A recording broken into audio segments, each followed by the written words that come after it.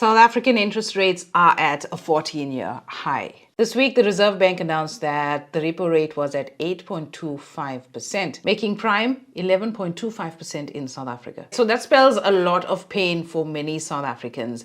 And in this video, we're going to talk about how you can manage your debt during periods of high interest rates. So managing debt is an essential skill that everybody should have, all right? As long as you're earning money and you need money to survive and live comfortably, you got to know how to manage that money in order to build wealth. So if you're somebody who's sitting with a high amount of your income going towards debt payments, I'm going to give you a few ways on how you can get a grip of your credit spending. The first thing is you got to know how much it is that you owe, all right? So take out a piece of paper.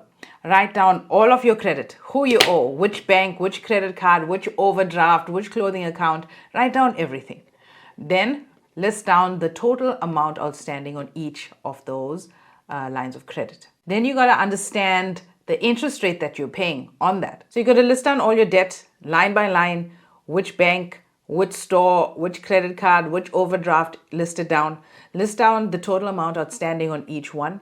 List down the interest rates on each one. And ideally, if you're somebody that has more than 2 or 3 large credit accounts, you should have a grip of who you owe, how much you owe, and the rate of borrowing that you currently have. Right? So you got to list it like that, and also list down the minimum payments that you got to make on each line of debt. Then you're going to create a budget. You got to understand how much of money is coming into your household, how much are you earning after tax in your income and the expenses. And if you don't find any expenses, you gotta work on the wants section of your budget, and you're gonna have to start cutting back. And even if you do cut back, you find that your expenses exceed your income, you're gonna have to get another income. Now, I know it's easier said than done, but there are a lot of people out there that need a lot of stuff done. There are millions and trillions of dollars exchanging hands every single day. You got to sit down and figure out how are you or what are you going to do to attract some of that income?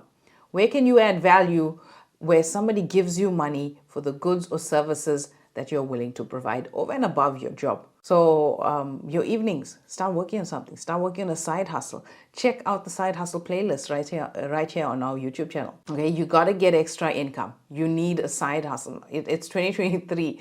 Nobody should be surviving on one income alone. And if you only have one income, it means you're just one step away from poverty. Okay, if you are falling drastically behind, if you are missing payments, before you get blacklisted, go and call all of those companies and make some sort of payment arrangements. Even if it means lowering your monthly payments, just so you can get a handle of things and get a plan together, do that.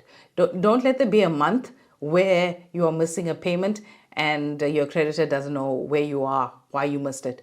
Call and make an arrangement. I think a lot of companies realize that these are hard times for South Africans, and they want their money, and they're willing to negotiate into a feasible plan that allows you to pay them back. Now, obviously, the more you delay, the more interest you're going to get. But these are just some of the steps that you got to take to allow yourself some breathing room. Now, depending on how much you owe, maybe a month or two of breathing room is all you need. Obviously, if you have a lot of debt, you're going to need a bigger breathing room.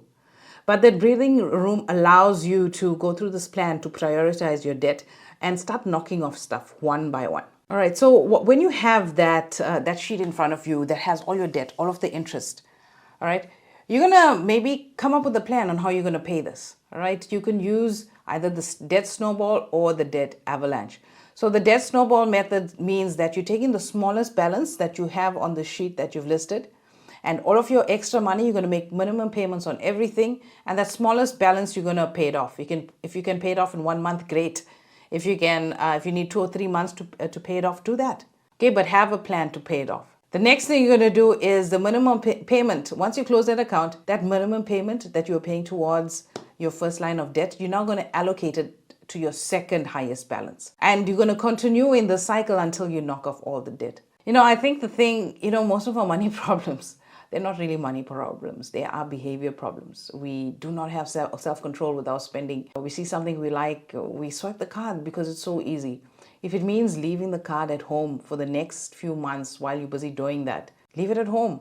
Take your card off the subscriptions, off the shopping websites, off the food delivery website. Take it off, close down your accounts, get your stuff together, and put yourself in a position to start building wealth. One thing you could consider is a debt consolidation loan. So obviously, if you're not somebody that's overwhelmed and if you're not behind, you can get a debt consolidation loan where you get a loan at a lower interest rates and settle all your high interest debt and pay off that one loan at a lower interest rate. That takes work. It's very competitive out there with the big lenders. So look for one that's suitable for your situation. Next, seek professional advice. And I know we have a big debt counseling industry in the country. I'm not sure how that works. It's just not my field, playing on the debt side of finance.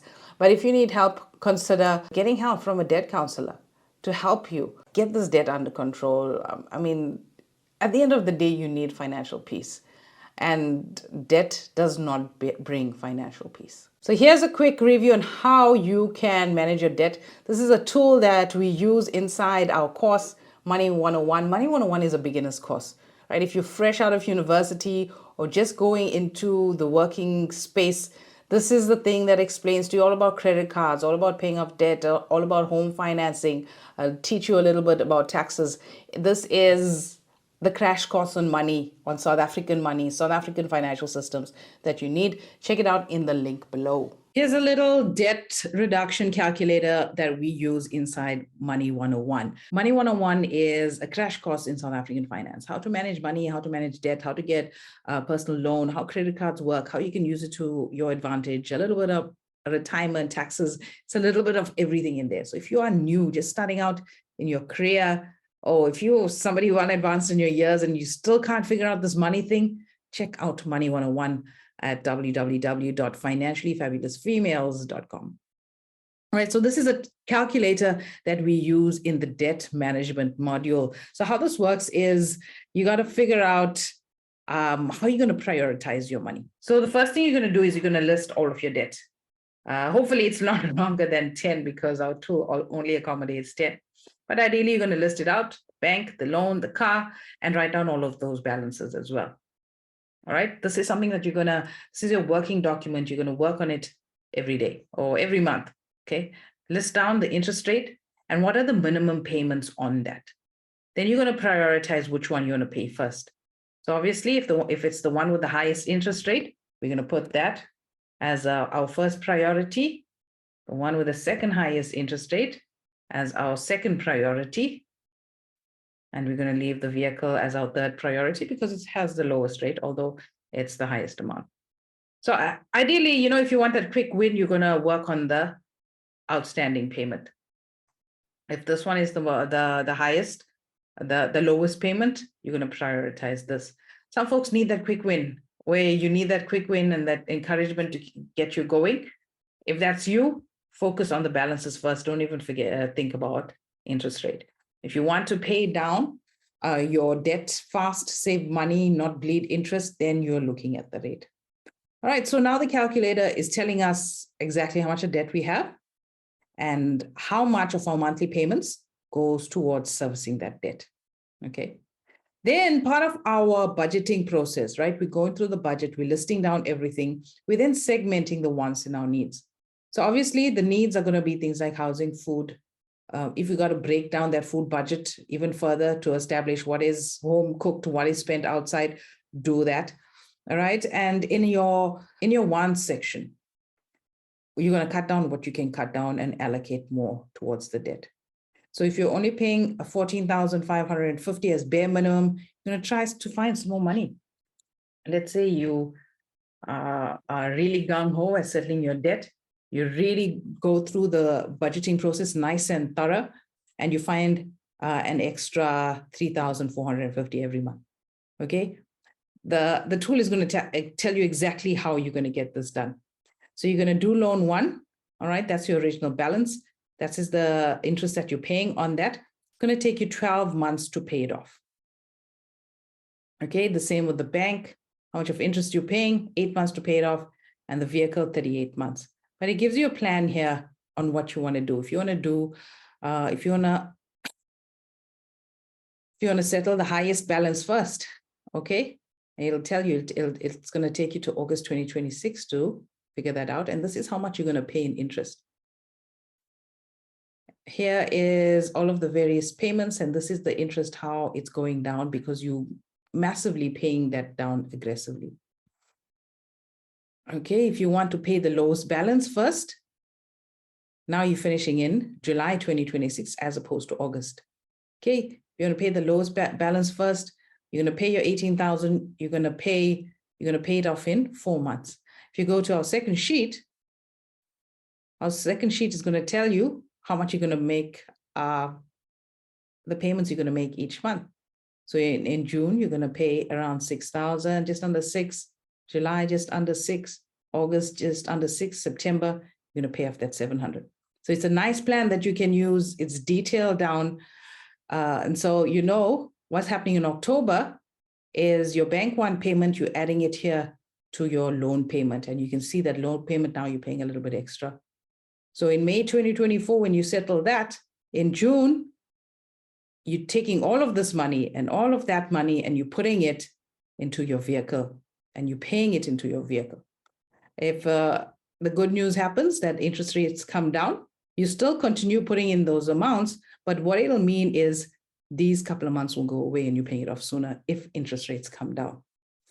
Okay, this is a tool that if you want this tool, it's available in our course, but if you're familiar with Excel, you can create it all on your own.